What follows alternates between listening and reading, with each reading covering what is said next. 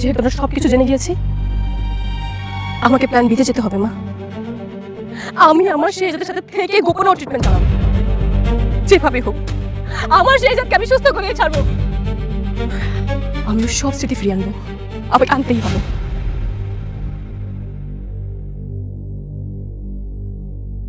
গোলামের যত অতীত, তার অগাধ টাকা, অগাধ ক্ষমতা, সবই চাপা পড়ে আছে স্মৃতি হারানোর এই খেলায়।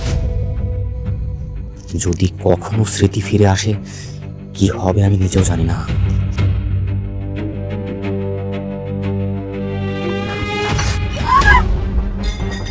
কি করলি তুই এটা? হ্যাঁ, চাকরের বাচ্চা, হ্যাঁ কি করলি তুই এটা? তুই জানিস আমার শাড়ির দাম কত?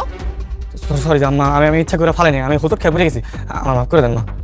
সরি? কিসের সরি? তোকে না এইভাবে সকাল বিকাল মারা উচিত, তাহলে তুই বুঝতে পারবি যে ভুলের ফলাফল কি হয়।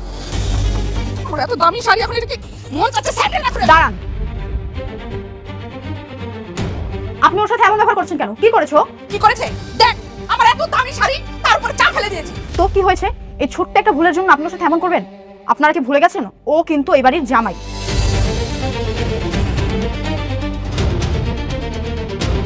আজ ওর গায়ে হাত তুলেছেন, আমি কিচ্ছু বললাম না, কিন্তু নেক্সট টাইম ওর গায়ে আবার হাত তুললে আমি কিন্তু ছাড়বো না। তুই একটা সামান্য চাকরের জন্য আমার সাথে চোখ রাঙিয়ে কথা বলছিস? কি করবি তুই? হ্যাঁ, নেক্সট টাইম যদি ওর গায়ে হাত তুলি কি করবি তুই? ওই হাত আমি ভেঙে দিব।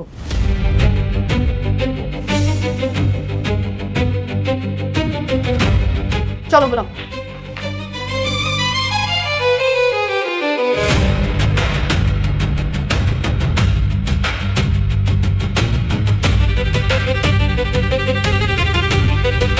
দেখলি দেখলি, হ্যাঁ ঋতু ঋতু গোলামের জন্য আমার সাথে কি আচরণ করলো? হ্যাঁ, একটা 2 পয়সার চাকর, তাকে নাকি এখন জামাই আদর করতে হবে। থাক না মা, এখন গোলামকে গোলামের মতো থাকতে দাও।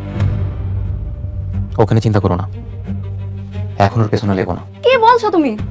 গোলামকে তো এর জবাব দিতেই হবে। এসব মানুষ শক্তের ভক্ত, নরমের জম, যত না দিবা তত মাথায় উঠবে। কোথায় গিয়েছিলে তুমি? মায়ের কাছে। আমাকে না বলে তুমি যখন তখন যেখানে সেখানে যাওয়ার অনুমতি তোমাকে কে দিয়েছে? My life my rules. আপনি ভুলে যাবেন না আমি আপনার গোলাম না, বরং আমি আপনার মালিক। ইভেন আপনি আমার ভারপ্রাপ্ত কর্মচারী।